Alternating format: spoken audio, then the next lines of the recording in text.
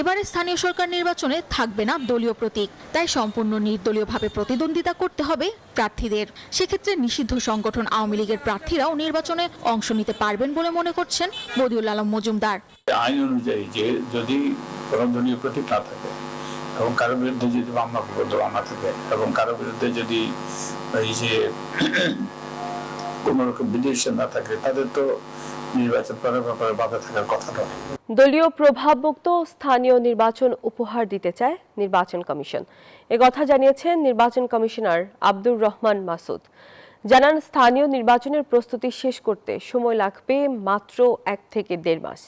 এদিকে স্থানীয় নির্বাচনে দলীয় প্রতীক না থাকায় আওয়ামী লীগের প্রার্থীরাও ভোটে দাঁড়াতে পারবেন বলেও জানান নির্বাচন বিশ্লেষক বদিউল আলম মজুমদার। সামিয়া মাহতাব রোজার প্রতিবেদন। তৃণমূলের নেতৃত্বে বাছাই করতে হয় স্থানীয় সরকার নির্বাচন।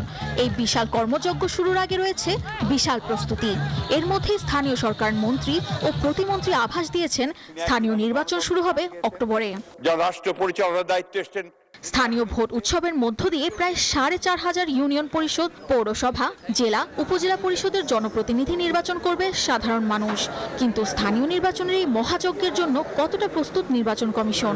ইসি জানায়, তাদের কাছে আগে সরকারের আনুষ্ঠানিক চিঠি আসতে হবে, এরপর প্রস্তুতি শেষ করতে লাগবে 1 থেকে 1.5 মাস।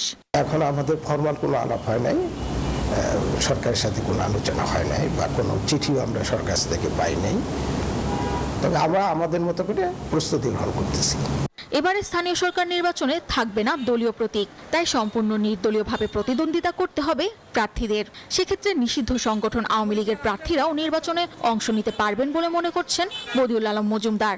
আইন অনুযায়ী যে যদি কোনো দলীয় প্রতীক না থাকে এবং কারো বিরুদ্ধে যদি মামলা থাকে এবং কারো বিরুদ্ধে যদি এই যে কোনো রকম বিধিনিষেধ না থাকে, তাদের তো নির্বাচন করার ব্যাপারে বাধা থাকার কথা নয়।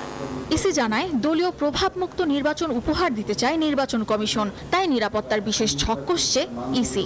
ভোট কেন্দ্র ও এলাকার সার্বিক শান্তি রক্ষায় প্রাথমিক ধাপে পুলিশ ও বিজিবি মোতায়েন করবে কমিশন।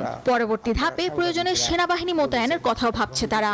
পুলিশ, বিজিবি, আনসার এদের মাধ্যমে আমরা নির্বাচন করার জন্য প্রাথমিকভাবে সিদ্ধান্ত নিয়েছি।